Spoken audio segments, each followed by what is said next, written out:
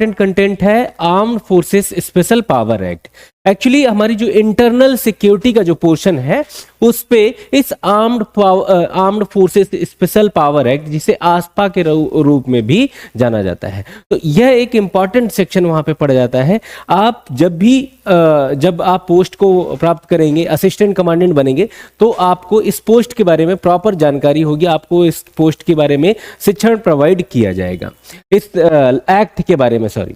तो ये एक्ट इसलिए भी इंपॉर्टेंट हो जाता है क्योंकि यह इंटरनल सिक्योरिटी का एक इंपॉर्टेंट हिस्सा है।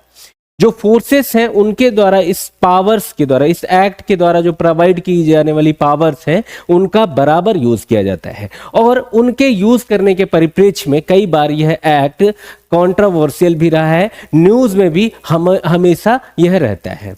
लगातार मिनिस्ट्री ऑफ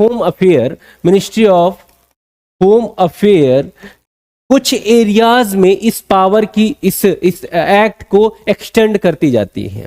जैसे अभी रिसेंटली मैं अगर इम्प्रूवमेंट्स की बात बताऊं तो 2024 अक्टूबर में नागालैंड और अरुणाचल प्रदेश में इसको एक्सटेंड किया गया, इसके जो ड्यूरेशन है उसको एक्सटेंड किया गया। एक्चुअल में ये जो पावर है, ये जो एक्ट है, यह स्पेशल पावर प्रोवाइड करता है बच्चों, किसको? आर्म्ड फोर्सेस को।